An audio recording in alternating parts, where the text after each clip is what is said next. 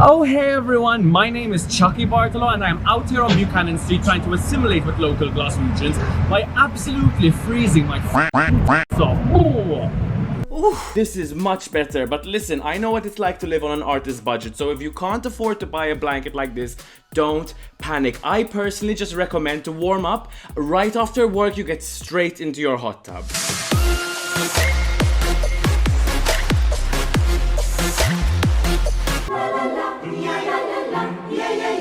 Now listen, I have lived in this country for around 6 months and I have learned a thing or two about how to fit in.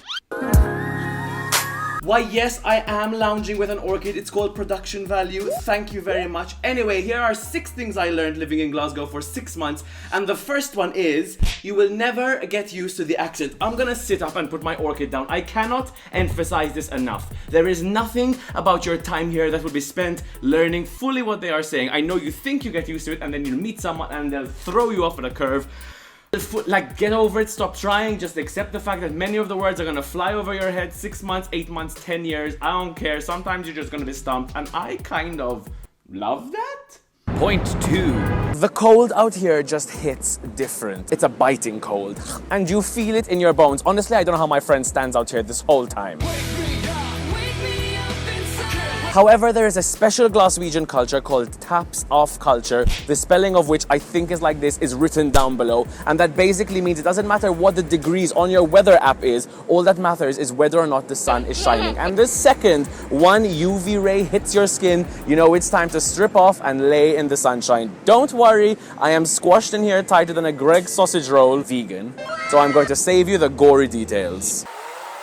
Point number 3, I'm here in Queen's Park to let you know. Listen, I wanted to film it in Queen's Park. It was just really snowing, really rainy. You know what Glaswegian weather is like. That's a separate point and a separate video. The point is my equipment was going to be damaged, so I'm here recreating Queen's Park with these beautiful plants. Point number 3, you need to learn how to filter out people's anger from just the way they talk. Now, I know we covered accents in point 1, but this has nothing to do with that. It's just the intonation. Many people around the world use the excuse that it's just how their face looks, or it's just how my voice sounds. With Glaswegians, it's actually the case. Half the time you think they're angry at you, they're happy. And even if they call you a cunt, it doesn't necessarily mean that you're a cunt. Although sometimes it does mean that you're a cunt. So you kind of just need to learn from the situation what kind of cunt you are. You're a cunt. You're such a cunt.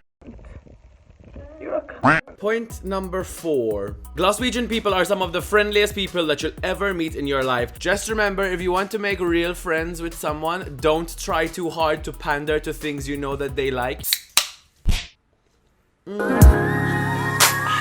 Just kidding, they absolutely love anyone who loves Iron Brew, and especially if you mention that it used to taste better back when it had more sugar, oh, then you'll really seem like you know what you're talking about. Even though your foreigner quirks may seem cute to the Glaswegians, remember that they have dealt with fucking snow and rain and cold temperatures their whole fucking existence. So if you're like me and from a tiny island and snow excites you, maybe when you're in public with these people, pretend it's annoying and an inconvenience to you as well. And then as soon as you're alone, have all the fun you want.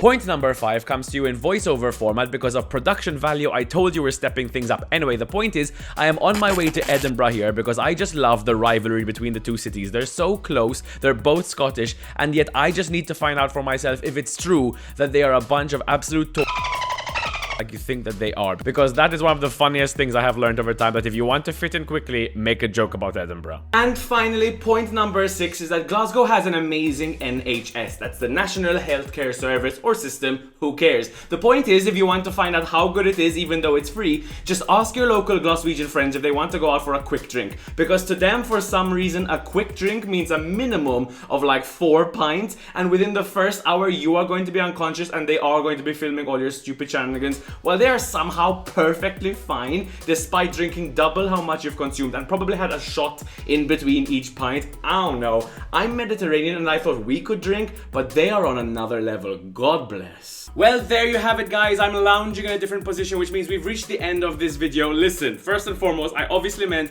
zero offense to any Glaswegians. I absolutely love the city here. Clearly I do, because I'm leaving my hair everywhere. If you are watching this, it's more likely than not that I have some form of show, whether it's a stand-up or a party actually happening very, very soon. So you can check the comments or the description or whatever platform you're watching. There will be more details there.